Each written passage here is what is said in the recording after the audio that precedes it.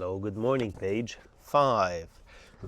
What is present moment awareness? What is that?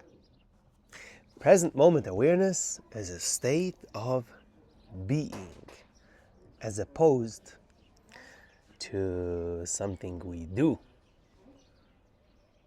We're not doing awareness. Let me sit and do something. We just are. The simplest definition of present moment awareness is to be fully aware of the moment we are in. Fully aware of this moment. Or to be present in the moment. If my mind is wandering somewhere else, my presence is not here. If my attention is here, my awareness is here, I'm present here. The emphasis isn't on the moment, but on the beingness we bring to bear on our life experience when we pay full attention to the moment. So it's not about, be focused on the moment. It's not the point. The point is when you are more aware of the moment, then you feel more that you are being, existing. Opposed to when you're not thinking about the moment, usually we're not in being, we're more on doing, thinking what we need to do, like working as if.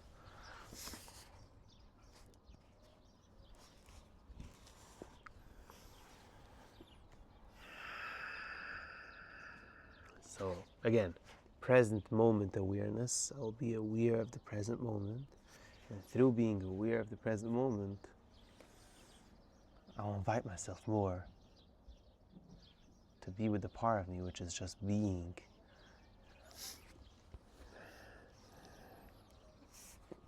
A reliable indicator we have entered present moment awareness is if our life experience, no matter how comfortable or uncomfortable it may feel at any given moment, is infused with gratefulness. How do you know if you're present?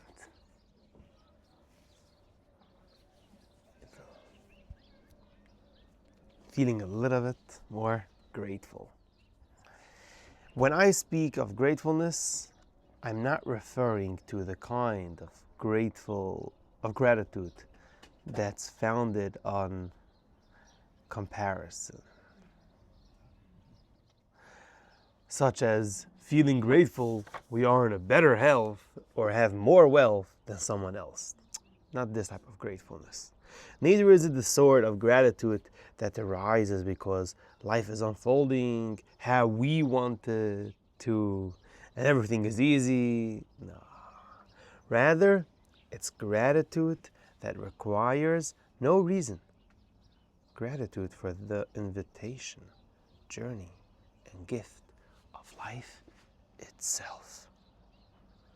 All the type of gratitude that other people are suffering, they don't have food, and I have food this morning, so be grateful. That's not the gratefulness that you feel because of presence. Presence gratefulness is grateful for being, for existing, for life right now.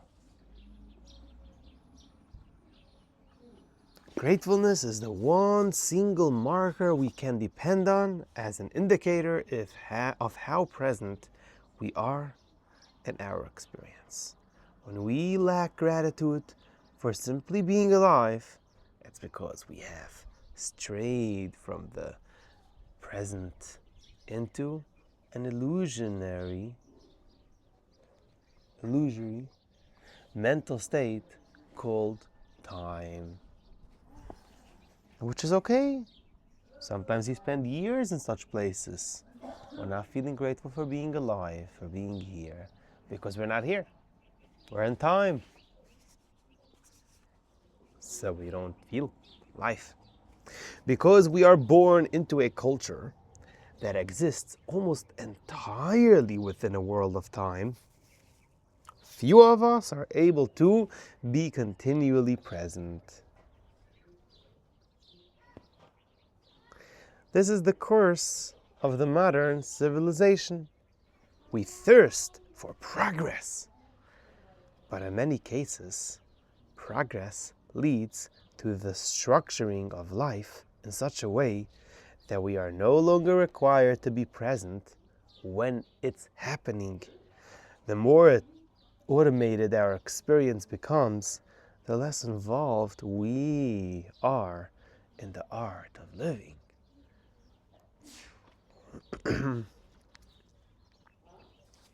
So life becomes more about the goals. I need to make money, and instead of life itself. By the way, I don't want to read this book as if teaching it to you. I want to read it because me learning it. So just putting it out there. In the world of time, it's challenging to be grateful because nothing appears to unfold the way we think it should. World of time, it's hard to be grateful.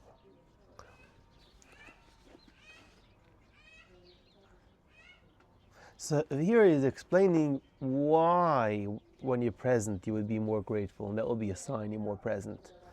Because if you're not present, life is about goals and stuff that you need to do, so how can you be grateful? Things don't go the way you think it should be. The more present I am,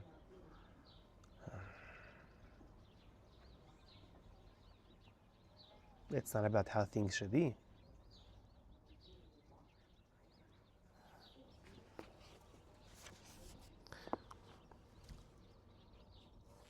So in the world of time, it's challenging to be grateful because nothing appears to unfold the way we think it should. The past holds regrets, and the future, the promise of improvements, while the present requires constant adjustment. Make sure not to make the same mistakes as the past. Make sure to go the way for the improvement of the future. So you can never be really okay and happy for the actual existence now.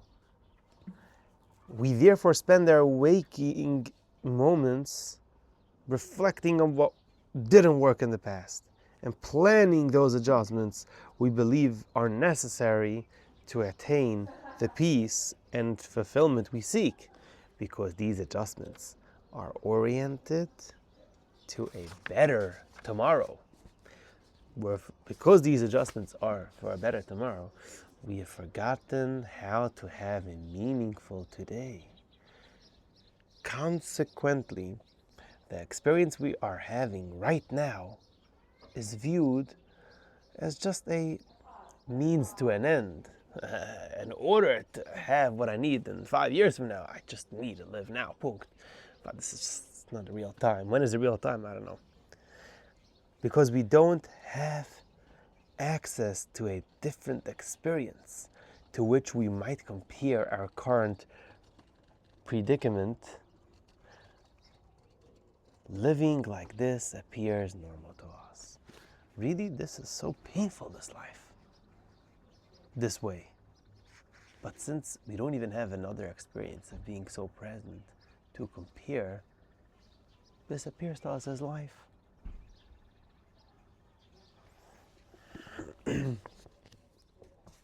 By living this way, we constantly leapfrog over the present, even though the past has gone and can't be altered, and the future isn't yet manifest. We choose to mentally occupy these illusory places of past and future instead of fully entering and experiencing the one moment we actually occupy, this moment now. By habitually dwelling in a mental state which allows us to project our attention into an illusionary past or future, we miss out on the authentic, physical, and emotional experience that's happening right now.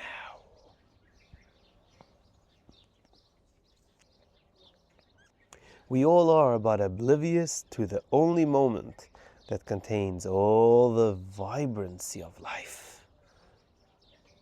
We think we are living, but we are merely existing. We think we're moving forward, but we're spinning in circles. We have become mental about everything and have thereby sacrificed the experience of being physically present and emotionally balanced. Consequently, as advanced as we may believe our mental state to be, we are ridden with confusion. We are accustomed to this state of not being, this condition of merely existing. Not only does it appear natural to us, but we even aspire to it. Of course it isn't natural, since it knows no harmony. At some level we realize this.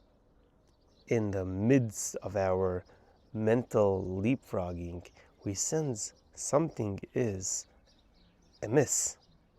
Our lack of inner peace is reflected outwardly as ongoing chaos, as well in the way we shy away from any experience of stillness and silence. The theme of this mental age is, let there be noise and movement.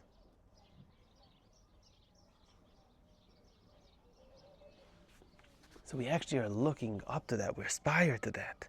The more busy, the more running, but somewhere inside we're feeling, I'm missing something. And we're shying away from just mental stillness and quietness. Because there needs to be noise. Because we can't remember what we've lost, we don't know what we are missing, we can't find it because we seek it either in pictures of the past or by scanning the future. Our insatiably needy behavior, which is forever seeking something, is testimony to the emptiness our current approach of living can't fill.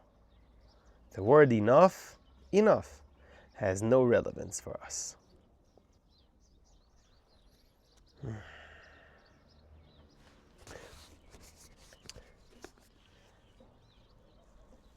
In our angst, we are turning over every piece of this planet in a desperate search for an awareness of peace.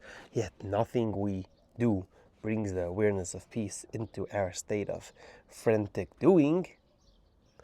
This is because we have long since forgotten that peace isn't a doing, but a feeling.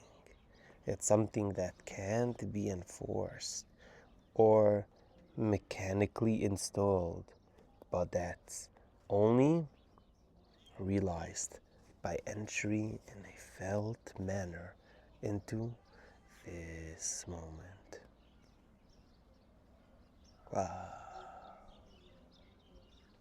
So I'm missing this satisfaction. Let me look more on this wheel of time and run faster.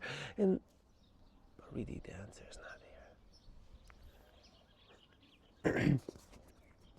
Our state of internal unrest manifests as an external physical, mental, and emotional symptoms of discomfort and disease. No matter what we take for it, where we run in an attempt to escape it, and how we distract ourselves from it with endless doings, relief constantly appears just out of reach. Even as a sleep-deprived person inevitably enters physical, mental, and emotional breakdown, our neglect of the uses of present moment awareness also quickly leads us into ever-increasing planetary and societal disintegration. This mental condition of living a time relentlessly running from yesterday and frantically chasing tomorrow without rest and stopping to feel peaceful is a predicament, like an uncomfortable thing that the present process addresses and suits by assisting us to recognize the cause of our predicament.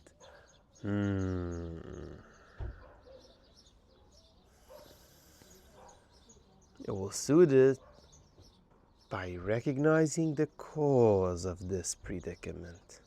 This process provides us with a way out of our dilemma. It throws us a rope of awareness and empowers us to pull ourselves out of our distraction by past and future, allowing us to return to the only solid, safe, and peaceful ground, the present. The behavior we generate in order to feel safe and accepted in the world is a substitute for real peace and isn't who we are. The presence process guides us, guides our awareness to authentic presence we really are. It accomplishes this by encouraging conscious dismantling of the inauthenticity and pretense we engage in to shield ourselves from fear, anger, and grief we endure as a result of our alienation from the present moment. So it goes like this. Fear, anger, and grief that don't get space. Why don't they get space to be felt? Because I'm not present. So what happens? I feel them halfway. I can't give them space. Let me put up a pretense face to shield myself from them. But the presence process will help us dismantle this face, this pretense. And yes, come back to the fear, anger, and grief and feel them.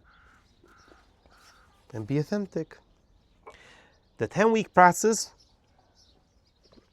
we are about to enter demonstrates that the way to really change our experience of the world is by liberating ourselves from the virus of living in time. Liberating ourselves from this mental disarray is the greatest act of service we can perform right now. Page 8.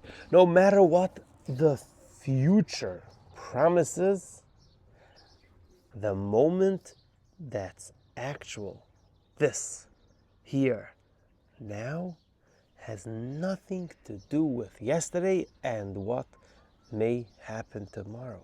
As long as we react unconsciously to the events of life, focusing primarily on that, there, then, we aren't even seeing what's right in front of us. Instead, we are in a mentally driven dream spell. It spells like a kishif thing over the person. Recoiling from ghosts of the past and projected future phantoms. This is no way to live. In fact, it isn't living at all, because the vibrational resonance of what life really is cannot enter time.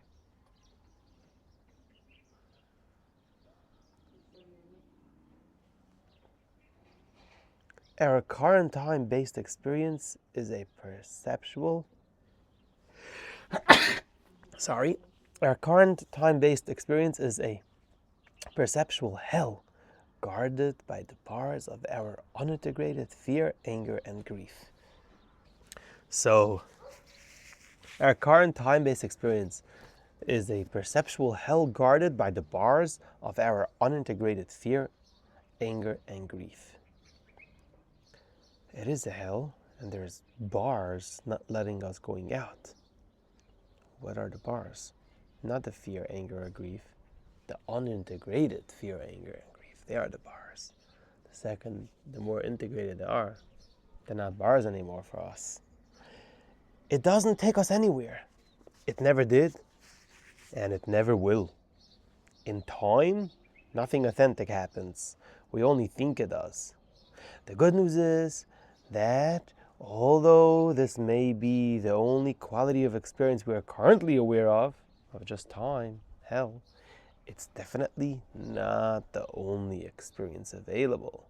There is another paradigm that runs parallel to the world of time. We call it the present moment. Its holy governor is our shared presence. And its eternal expense is experienced through present moment awareness. We know it exists because we seek it even when we don't consciously realize this is what we thirst for. We know it exists because many ordinary human beings from different walks of life have already re-entered presence of on this planet, enjoying present moment awareness.